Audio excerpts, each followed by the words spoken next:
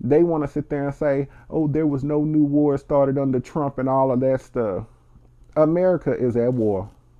America versus MAGA. We have an obligation to give hate no safe harbor and to stand up to what my dad used to say is the greatest sin of all, the abuse of power. What's up, everybody? It's your boy Gabriel back with another episode of the Reality and Denial Show. This show focuses on uncovering the truth about racism in America, white privilege, systemic inequality, basically sharing the black experience in a society that still deals with racism today. I'm going to be talking about my boy Joe Biden, y'all. So he gave a speech at Jimmy Carter's funeral, and I mean, it was an amazing speech. I mean, of course, you know, he could have amped it up a little bit, you know, pepped up the talk, but I know the setting they were in.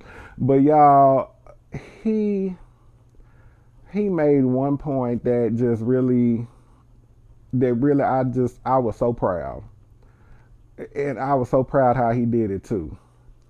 I mean, he was basically saying, he was just talking about one of the greatest sins is abuse of power, and that we must fight against somebody abusing power. But when he said that, he looked right at Trump.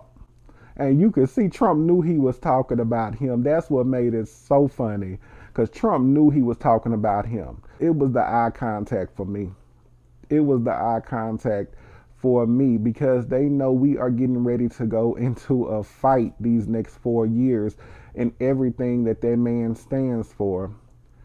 It is nothing good. It only is going to be good for racist, white supremacists, racist hate groups, the Proud Boys. I mean, this is ridiculous. That's all it's going to be good for. Everybody who's bashing black people. So I was so happy that my boy Joe Biden said, look, he looked him right in the eye and told him, we see you, we watching you, and we will fight against you. Because as I said in another video, they want to sit there and say, oh, there was no new war started under Trump and all of that stuff. America is at war. America versus MAGA. That is the war that we in, and I don't care what nobody say, because MAGA is an enemy. MAGA is a threat to America. So I just wanted to come on and say that. Y'all check out Joe Biden's speech. It was an amazing speech as well. So y'all check it out. And I still want to know what Obama and Trump talking about, because I don't know what Trump could be saying that's going to be funny or nothing like that.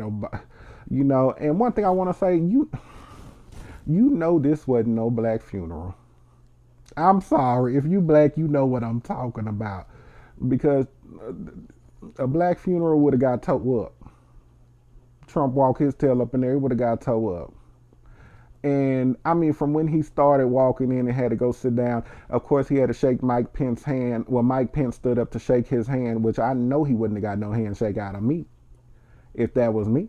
Because no. And Mike Pence's wife said right there, she did not stand up to shake his hand. I even think I saw Trump's wife reached her hand out to shake her hand, and that girl did not shake her hand either. And I'm like, yes, make a statement, stand firm on it. No, you try to have her husband killed.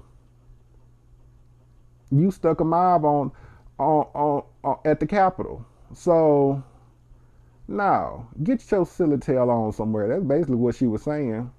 I mean, that man Trump done talked about everybody up at the funeral that was up there. So I know it was a lot of people ready to jump Trump. Jump Trump. Hashtag jump Trump. So y'all, check out the video of my boy Joe Biden giving the speech at Jimmy Carter's funeral. You know, my condolences to the Carter family. You know, prayers goes out to you all. And y'all subscribe to the channel, check out the video, and comment, and I will catch y'all on the next video. To the clergy, distinguished guests, most importantly, the Carter family. In April 2021, Jill and I visited Jimmy and Rosalind on a warm spring day down in Plains, Georgia. We wanted to see them. Rosalind met us at the front door with her signature smile. Together, we entered a home that they had shared for almost 77 years of marriage. An unassuming red brick ranch home that reflects their modesty more than any trappings of power. We walked into the living room where Jimmy greeted us like family. That day, just the four of us sat in the living room and shared memories that spanned almost 6 decades. A deep friendship that started in 1974. I was a 31-year-old senator, and I was the first senator outside of Georgia, maybe the first senator, to endorse his candidacy for president.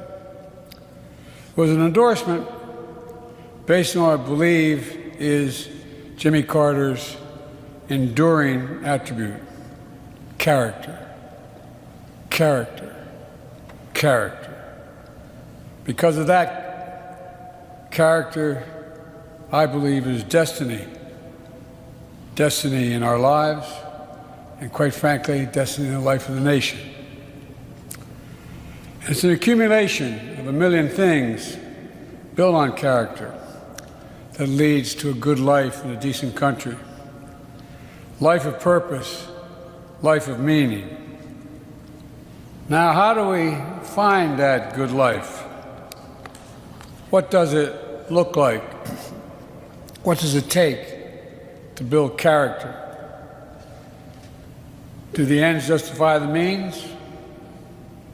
Jimmy Carter's friendship taught me, and through his life taught me, the strength of character is more than title or the power we hold. It's the strength to understand that everyone should be treated with dignity, respect, that everyone, and I mean everyone, deserves an even shot. Not a guarantee, but just a shot. You know, we have an obligation to give hate no safe harbor, and to stand up to what my dad used to say is the greatest sin of all: the abuse of power. That's not about being perfect, because none of us are perfect. We're all fallible. But it's about asking ourselves, are we striving to do things, the right things? What values? What are the values that animate our spirit? Do we operate from fear or hope, ego or generosity? Do we show grace? Do we keep the faith when it's most tested? For keeping the faith with the best of humankind and the best of America is a story, in my view, from my perspective, Jimmy Carter's life. A story of a man, to state the obvious, you've heard today some great eulogies, who came from a house without running water or electricity and rose to the pinnacle of power. A story of a man who was at once driven and devoted to making real the words of his Savior and the ideals of this nation. The story of a man who never let the tides of politics divert him from his mission to serve and shape the world.